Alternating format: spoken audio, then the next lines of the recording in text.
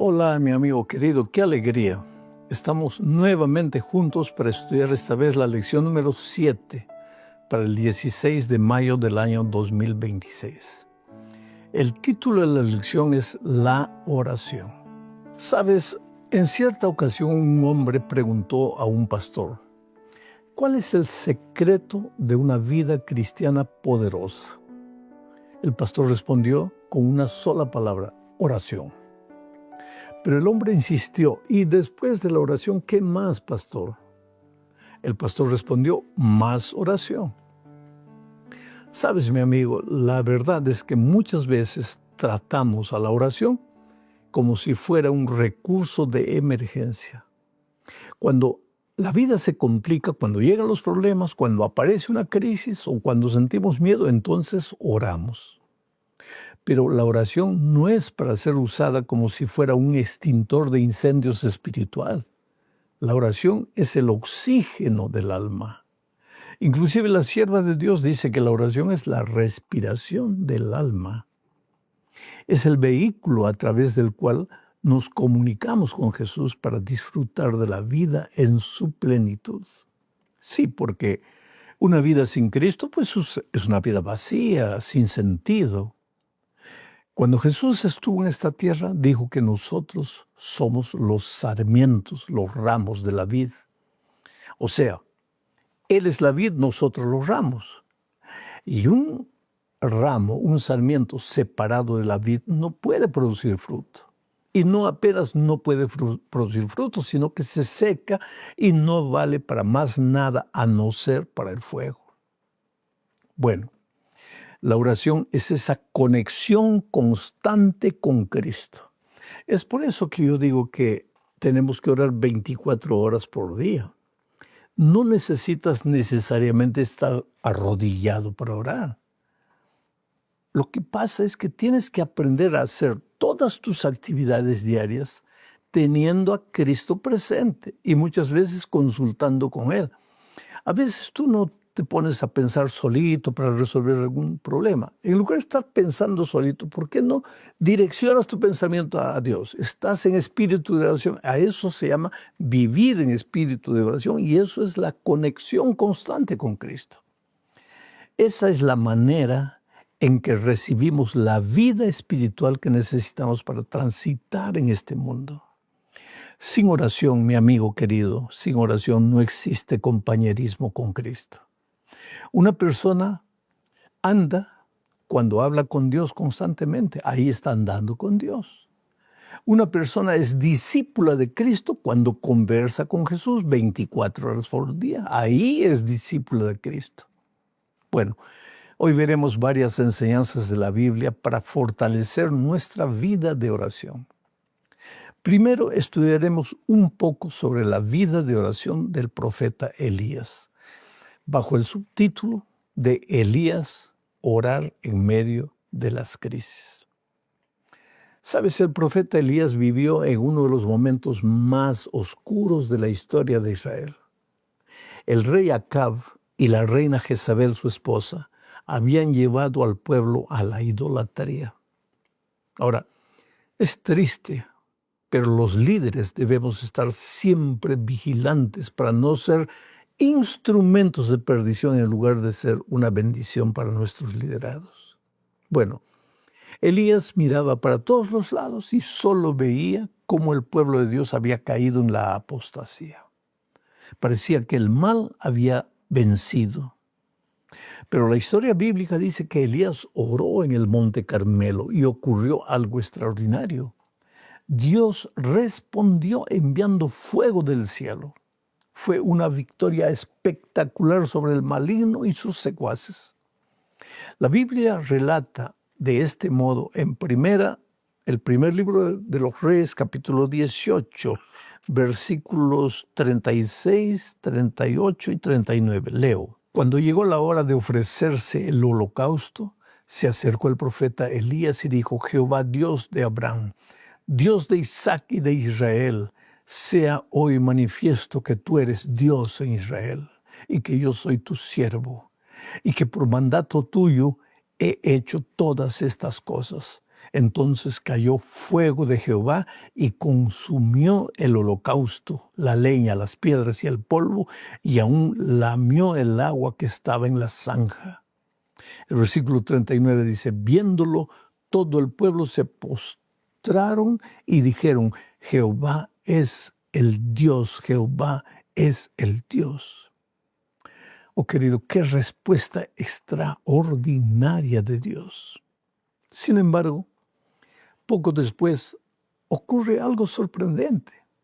Jezabel amenaza a Elías y el profeta, aquel hombre destemido que acababa de orar poderosamente, cuando escucha las amenazas de Jezabel, huye lleno de miedo y de desánimo. El mismo hombre que vio descender fuego del cielo ahora quiere morir. Esto nos muestra que incluso los grandes hombres de fe a veces pueden pasar por momentos de agotamiento emocional y espiritual. Pero lo más hermoso de la historia es ver cómo Dios trata a sus hijos.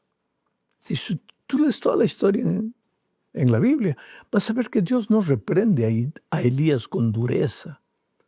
Primero lo alimenta, luego lo deja descansar y finalmente le habla. ¿Y cómo le habla? No en el viento, ni en el terremoto, ni en el fuego, sino en un suave susurro. Oh, mi amigo, a veces esperamos que Dios nos hable con grandes señales y prodigios, pero muchas veces Dios habla en el silencio del corazón, en la oración tranquila, cuando nos detenemos y escuchamos. Al fin de cuentas, la oración es un momento de intimidad con Cristo. Nos alejamos del mundanal ruido y abrimos el corazón a Dios. No esperes arrebatos espirituales. Habla con Dios en el silencio de tu corazón y verás que los momentos que te parecen turbios y deprimentes desaparecen de tu vida. Eso es lo que sucedió con Elías. Y te digo una cosa, puede suceder contigo también. El hecho de que en este momento estás bien con Dios, estás viviendo una experiencia extraordinaria, no quiere decir que siempre va a ser así. ¿Por qué? Porque infelizmente tú y yo cargamos la naturaleza pecaminosa. Y esa naturaleza pecaminosa nos va a perturbar el crecimiento espiritual. Solo cuando Cristo venga seremos libres de esa naturaleza. Bueno, vamos ahora a la segunda parte de este estudio bajo el subtítulo de Cuando parece que Dios no responde. Bueno, aquí te digo una cosa. Tal vez este sea uno de los mayores desafíos en la oración. Oras, clamas, y parece que Dios guarda silencio. Muchas personas han orado por años. Han orado por un hijo, por un problema familiar, para que Dios los sane de una enfermedad, en fin, tantos motivos. Pero parece que Dios se mantuviera indiferente y no responde. La historia de Ana, por ejemplo, en la Biblia, nos muestra algo importante. Ella oró durante mucho tiempo pidiendo un hijo. Durante 7 años no hubo respuesta, pero Ana persistió, persistió y persistió. Y finalmente Dios respondió en el momento perfecto. Quiere decir, Dios siempre, siempre responde en el momento en que Él, en su infinita misericordia, sabe que debe responder. Él no te responde en el momento que tú o yo creemos que es lo mejor para nuestros planes humanos. Piensa, por ejemplo, en esta ilustración. Un niño pequeño le pide a su padre un cuchillo afilado para jugar. El padre dice que no. Y el niño piensa que su padre no lo ama porque no le da lo que le pide. Pero en realidad, el padre lo ama tanto que no puede darle algo que lo va a lastimar. Pues a veces, querido, la respuesta de Dios es espera. ¿Por qué? Porque Él ve lo que nosotros no vemos. Dios conoce el panorama completo. En este sentido, la oración no es para cambiar los planes divinos, ni siquiera para informarle nuestras necesidades a Dios, porque Él ya sabe lo que necesitamos antes que eso lo pidamos. La oración persistente no cambia a Dios, nos cambia a nosotros. Cuando parece que Dios no nos responde es porque a veces no estamos preparados para recibir las bendiciones que Dios nos tiene preparadas. Un ejemplo de eso podría ser la experiencia de las hermanas de Lázaro. Mira, te voy a contar algo. Lázaro era amigo de Jesús. Cuando Lázaro enfermó, las hermanas mandaron siervos, mensajeros a Jesús y le dijeron: Señor, Lázaro, aquel a quien tú amas está enfermo. Quiere decir que las personas a quien Jesús ama también se pueden enfermar. Entonces no pienses que porque la enfermedad te llegó, ya Dios dejó de amarte, ¿no? Ahora, ¿por qué Jesús no corrió inmediatamente para sanar a Lázaro? Demoró. Y cuando llegó, Lázaro ya había muerto. No solo que ya había muerto, ya habían pasado 4 días. Ya olía mal, ya estaba en estado de descomposición.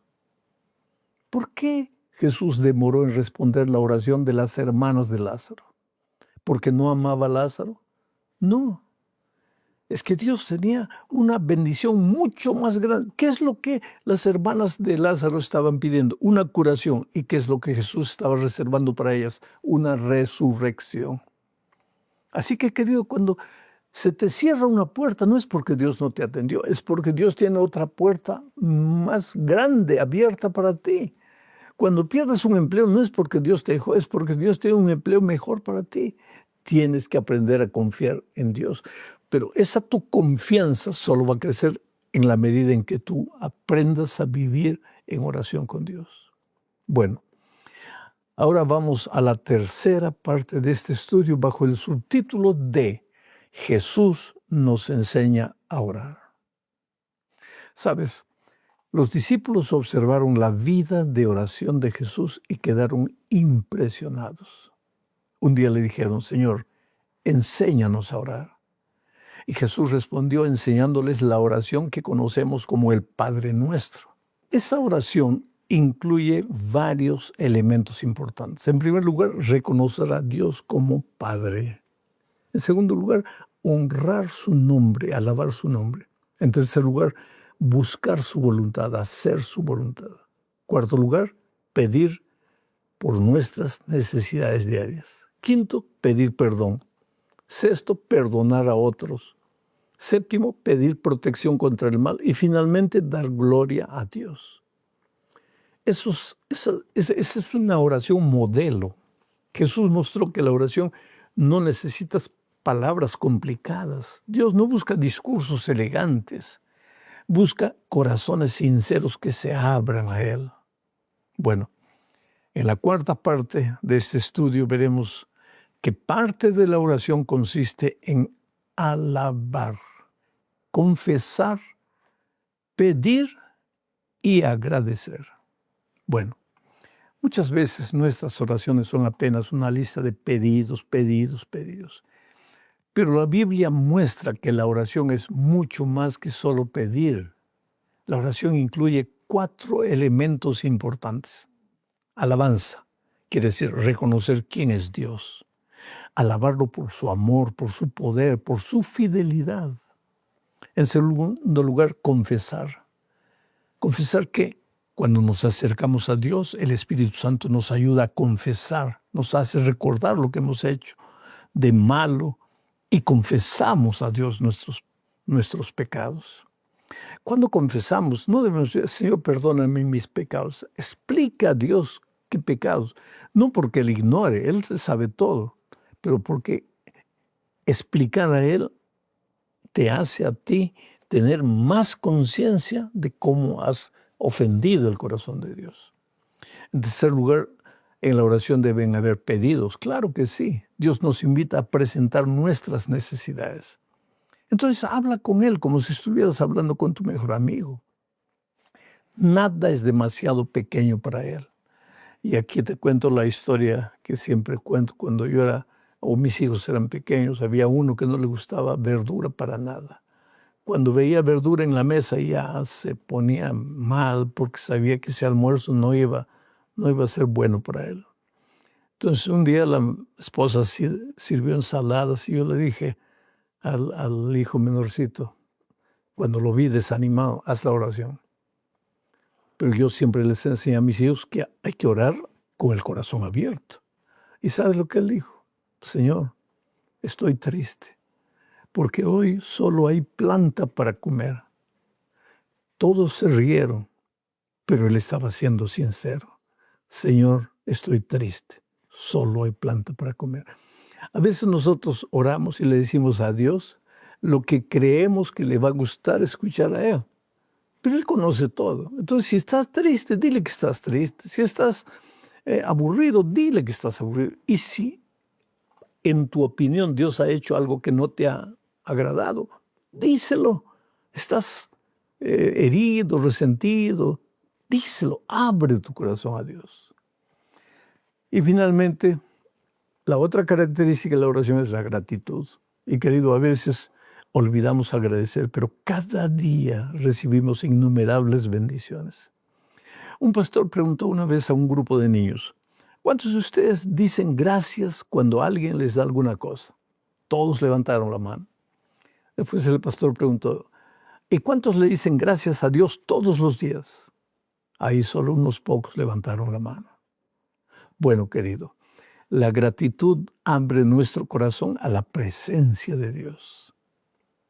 Y ahora llegamos al fin de este estudio hablando de ¿por qué orar si Dios lo sabe todo?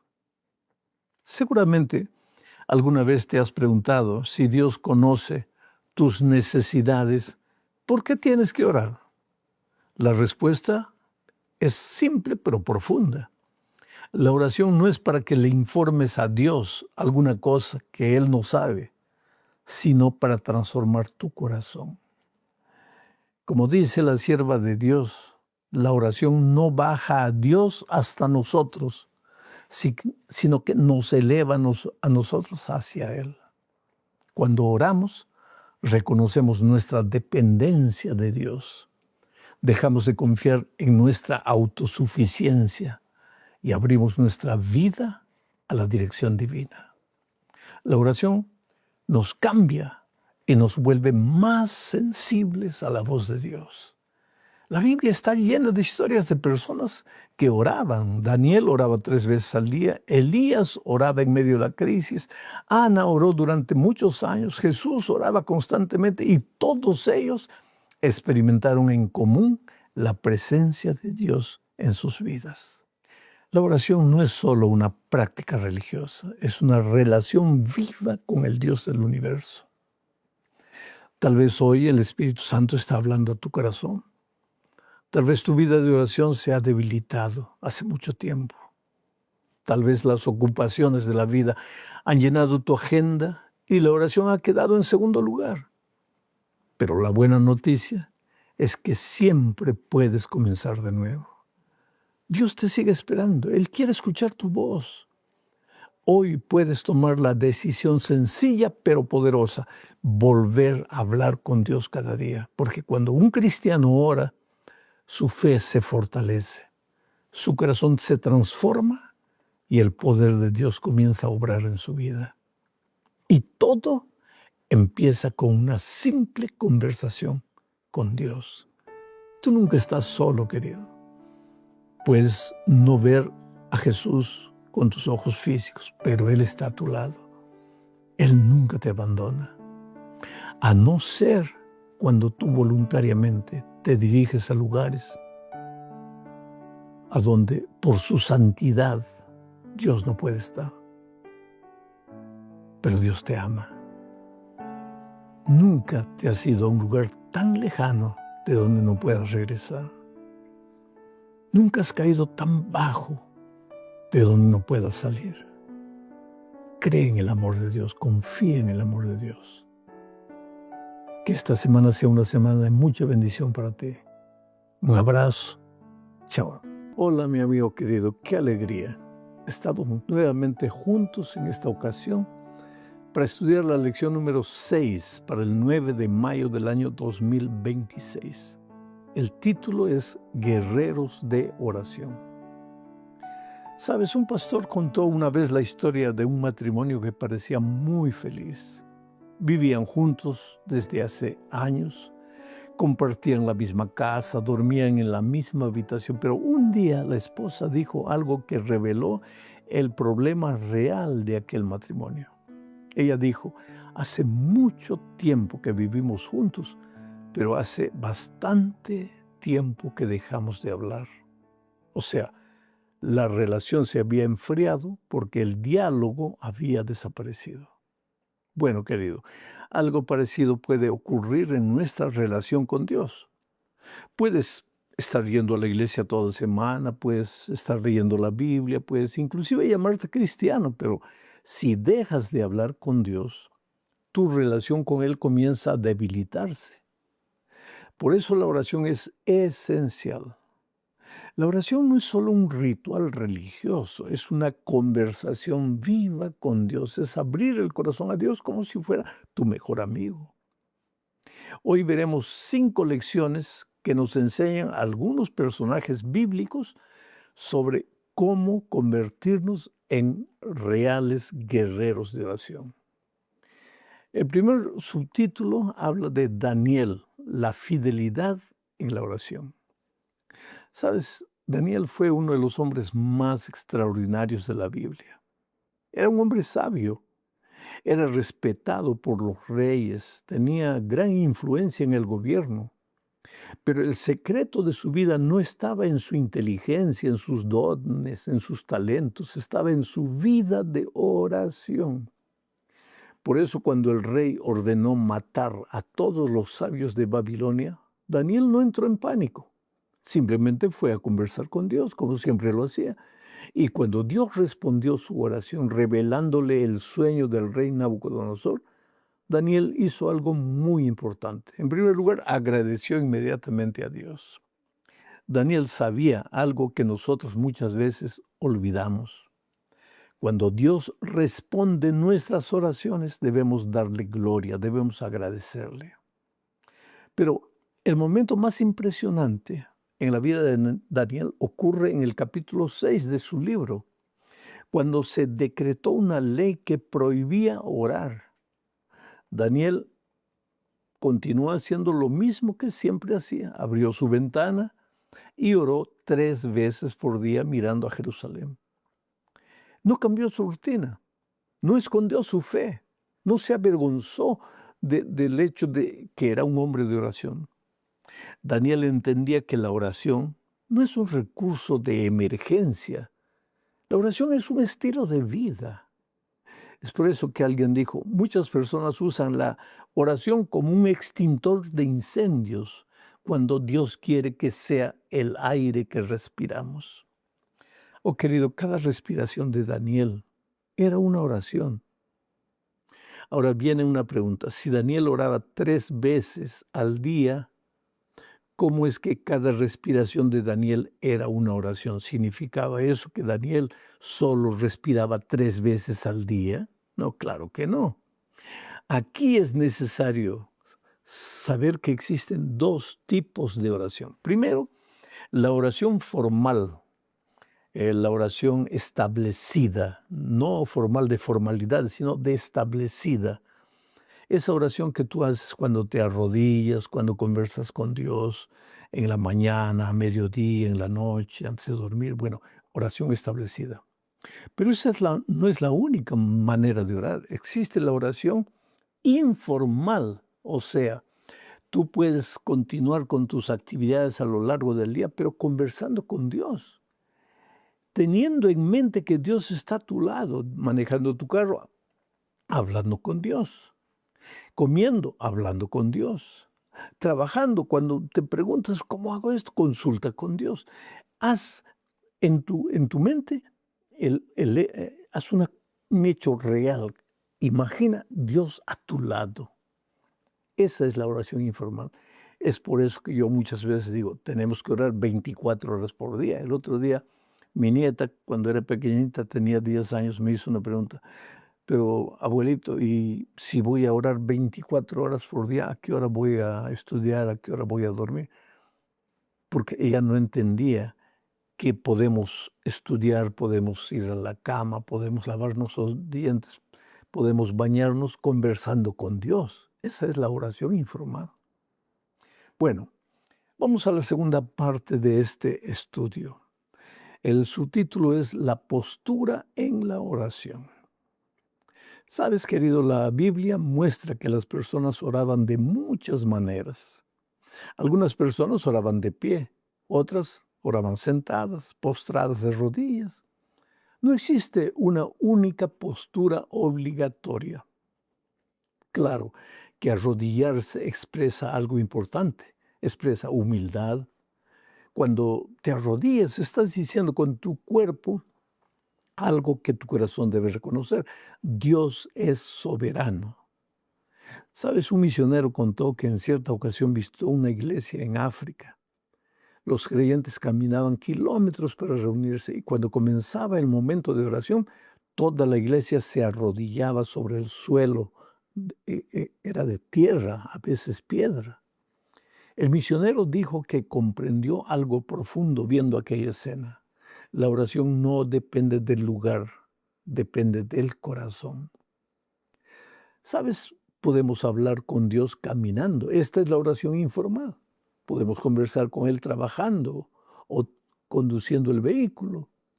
Pero siempre debemos recordar que estamos hablando con el Rey del universo. Bueno, ahora vamos a la tercera parte de este estudio bajo el subtítulo de Enoc, caminar con Dios. Oh, mi amigo querido, la Biblia dice algo extraordinario sobre Enoc. Dice, caminó Enoc con Dios. No dice que caminó con Dios un día. Dice que caminó con Dios, simplemente caminó con Dios, o sea, todos los días de su vida, 300 años. Enoc vivía en un mundo corrupto y violento, pero su secreto era su comunión constante con Dios. Él trabajaba, enseñaba, ayudaba a los otros, pero hablaba con Dios mientras realizaba las actividades de su vida diaria. Mira, te voy a contar una historia que mi madre me contó un día respecto de Enoc. No sé de dónde sacó mi madre la historia, pero ella contaba lo siguiente. Enoc y Dios eran amigos, dormían juntos. En la noche antes de dormir conversaban. Ahí, cuando Dios veía, ya Enoc estaba durmiendo. A la mañana siguiente, mi madre decía, Enoc era dormilón. Y Dios con el codo lo despertaba. Enoc, ya mire, el sol salió, hay que salir. Y ellos se bañaban juntos, ellos tomaban el desayuno juntos y salían a caminar juntos. Y caminaban. Se dedicaban a las actividades varias durante el día. En la tarde Enoc le decía, Señor, ya es hora, hay que volver, ya es tarde. Y volvían y nuevamente cenaban juntos, dormían juntos. A la mañana siguiente la misma rutina, todos los días la misma cosa. Un día despertaron, fueron al campo, caminaron, anduvieron. Y de repente Enoc le dijo, Señor, mire, ya el sol se está ocultando, ya nos hemos alejado demasiado de mi casa, vamos. Y Dios le dijo, pero Enoc, esta vez hemos caminado tanto que mi casa está más cerca que tu casa. ¿Qué te parece si hoy vamos a mi casa? Y entonces Enoc desapareció porque Dios se lo llevó. Oh, querido, esa relación entre Dios y Enoc transformó el carácter de Enoc. La Biblia dice que el rostro de Enoc reflejaba la gloria de Dios. Imagina pasar mucho tiempo con una persona. Claro que con el tiempo comienzas a adoptar algunas de las expresiones de la persona con quien caminas, sus gestos, incluso su manera de pensar. Bueno, lo mismo ocurre con Dios. Cuanto más tiempo pasas con Él, más comienzas a reflejar su carácter. La oración no solo cambia las circunstancias, la oración cambia a la persona que ora. Ahora veamos la cuarta parte de este estudio. El subtítulo es Moisés, el líder que hablaba con Dios. Sabes, Moisés es uno de los personajes bíblicos que más dialogó con Dios. La Biblia describe conversaciones directas entre Moisés y Dios.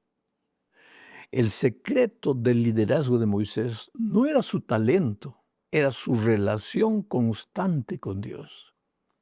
Cada vez que surgía un problema, por ejemplo, Moisés hacía algo simple, sencillo, hablaba con Dios.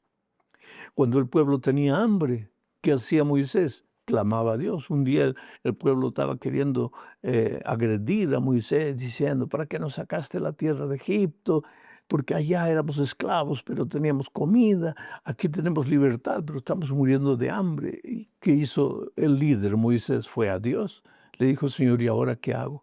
Y Dios le dijo, manda al pueblo a dormir con hambre, pero mañana prepárense porque verán la gloria de Dios.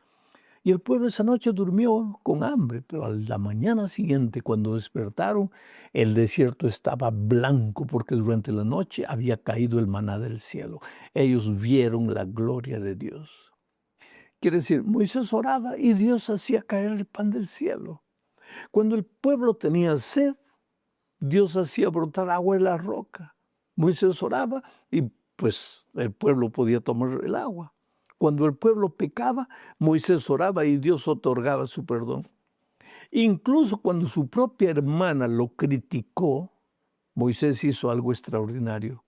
Intercedió por ella. Una persona dijo una vez, cuando alguien te hiere, tienes dos opciones. Hablar mal de esa persona o entonces hablar con Dios acerca de esa persona. Pues Moisés escogió la segunda opción. Y esa es una de las formas más poderosas de oración, la intercesión. Orar por otra persona le hace bien a la otra persona y te hace mucho bien a ti mismo. Bueno, querido, vamos a la quinta parte de esta lección bajo el subtítulo de Moisés intercede por la nación.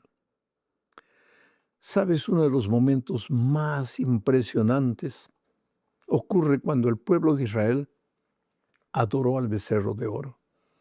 Dios anunció que destruiría al pueblo. Entonces Moisés hizo una oración increíble que está registrada en Éxodo capítulo 32.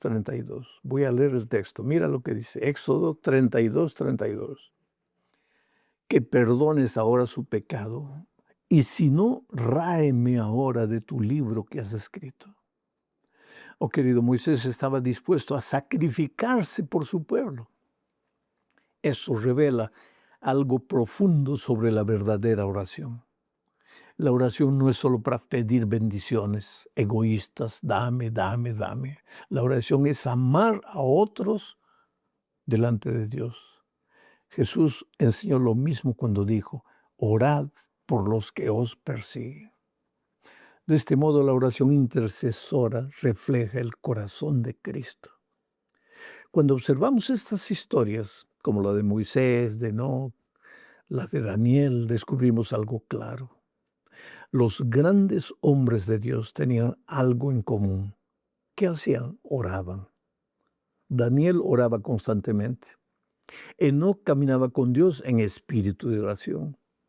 Moisés hablaba con Dios como con un amigo. La oración era el centro de la experiencia, de la vida de estas personas. Todas estas personas hablaban con Dios porque sabían que sin Dios no podían vivir.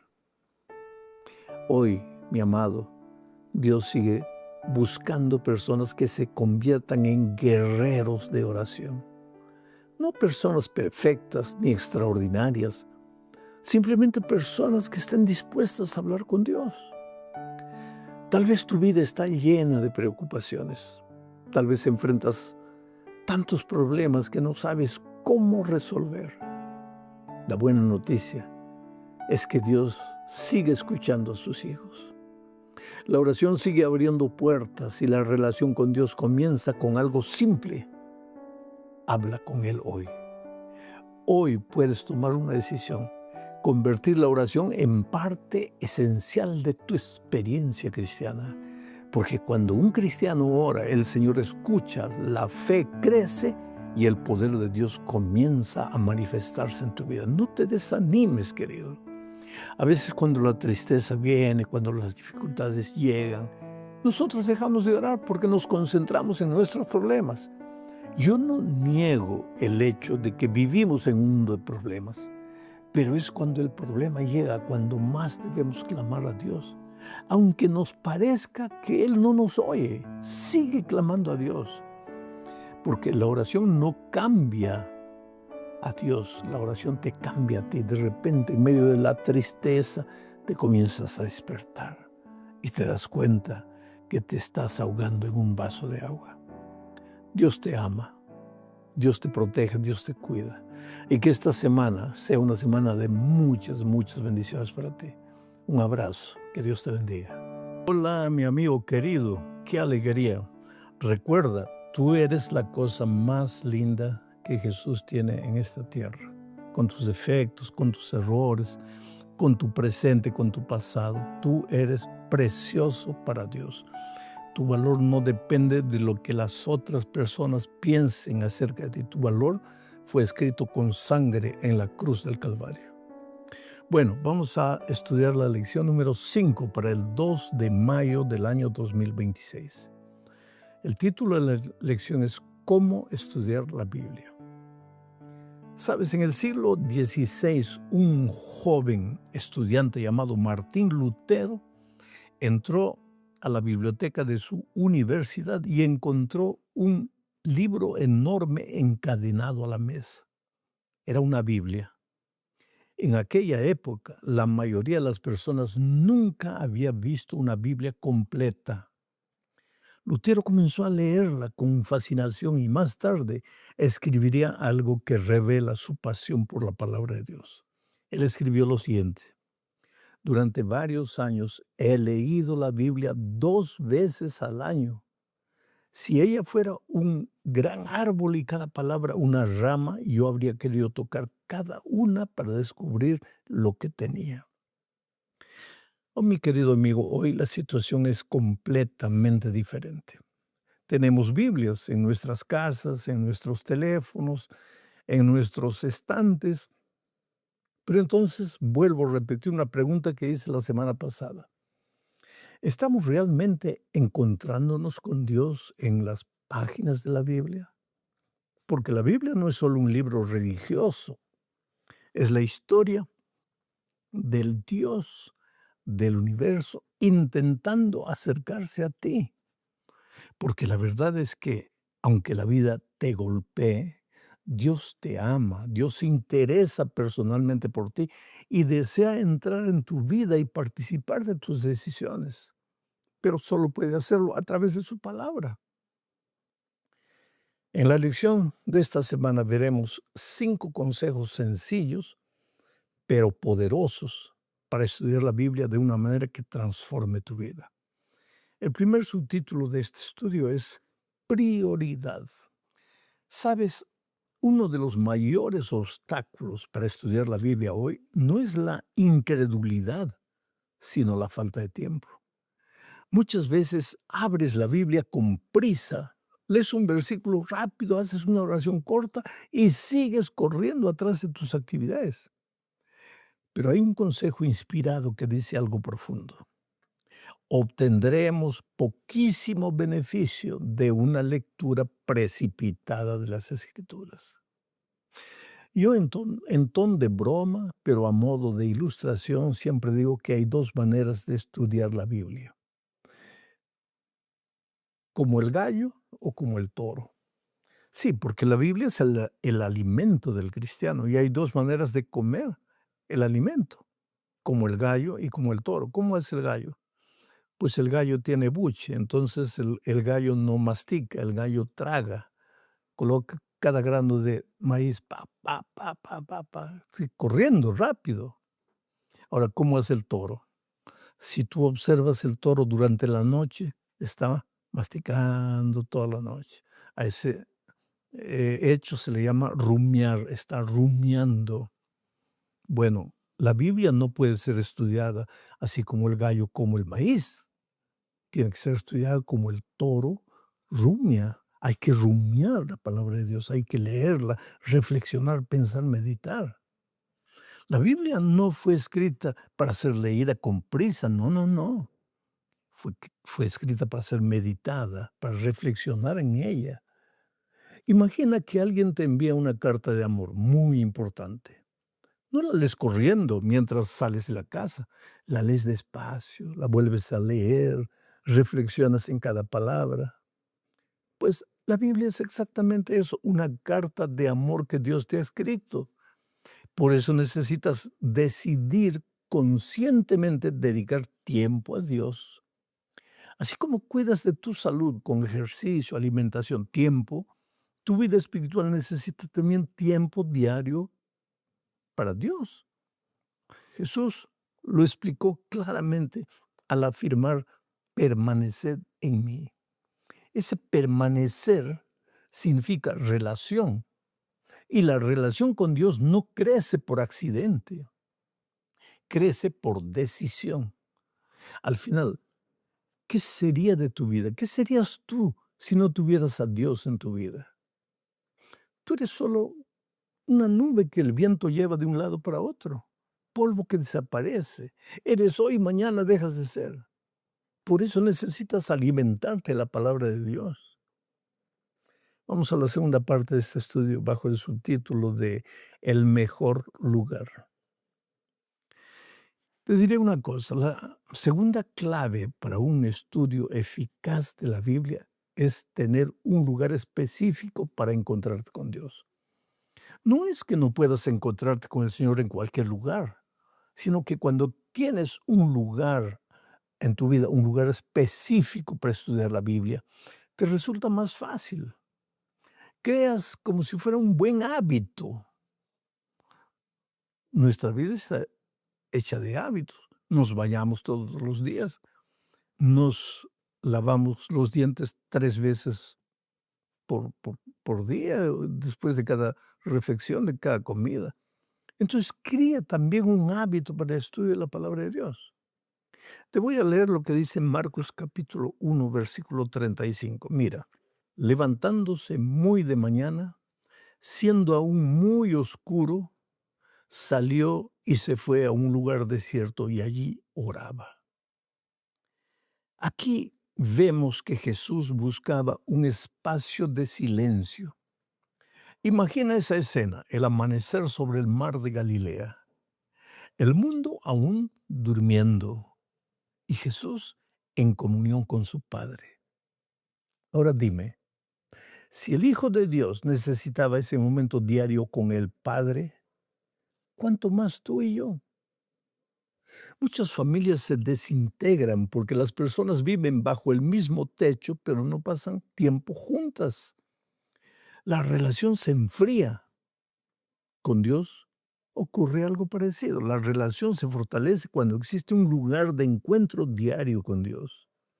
Puede ser una silla en tu casa, una mesa, un rincón del jardín, un lugar donde cada día dices, Señor, aquí estoy.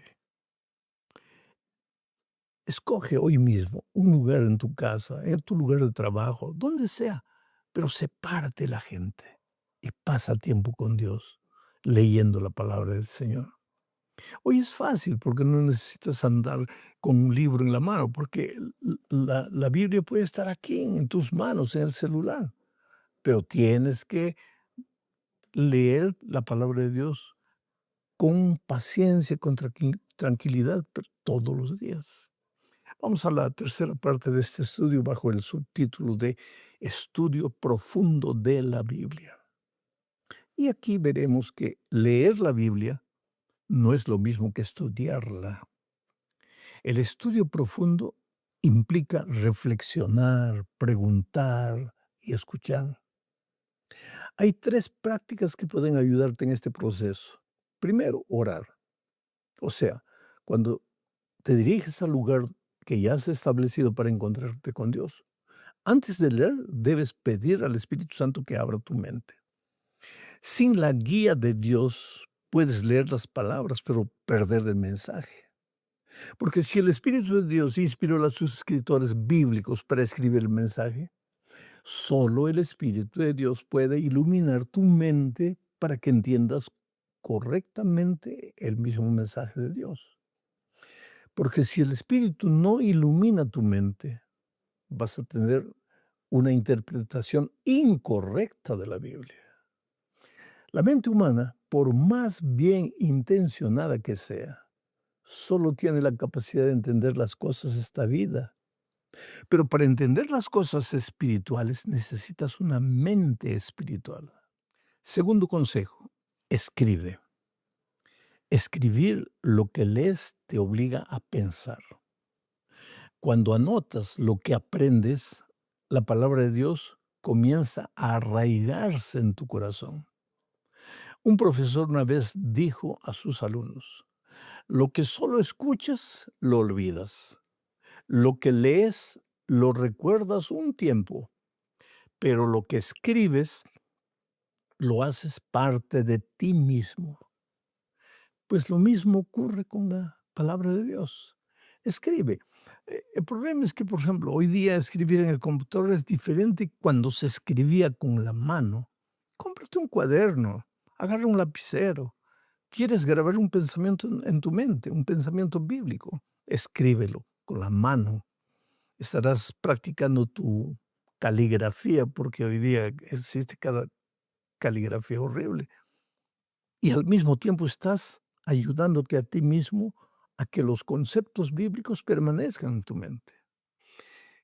Tercer consejo para que entiendas bien la Biblia, pregunta y responde. La Biblia no fue escrita solo para la gente de aquellos días, sino para ti hoy. Así que trata de preguntar a cada versículo qué es lo que Dios te quiere decir. Mira, solo por ejemplo, te voy a leer el Salmo 23, versículo 4. Mira lo que dice. Aunque ande en valle de sombra de muerte, no temeré mal alguno, porque tú estarás conmigo, tu vara y tu callado me infundirán aliento. Ahora, eso es leer el texto para la gente de aquel tiempo. Pero ¿cuál es el drama? ¿Cuál es el valle de sombra y de muerte que estás pasando en este momento? Estás desempleado. Entonces, en lugar de leer, aunque ande en medio del valle de sombra de muerte, lea así. Aunque esté desempleado y busque empleo y no encuentre empleo, no temeré, porque tú estás conmigo. Esa es otra cosa, ¿te das cuenta? Vamos a decir que el médico diagnosticó que estás con cáncer. Entonces, ¿cómo va a salir este versículo? Aunque el médico haya dicho que estoy con cáncer y que estoy en fase terminal, no tendré miedo porque tú estás conmigo. Es así que se estudia la palabra de Dios. Vamos a la cuarta parte de este estudio hablando de bendición doble.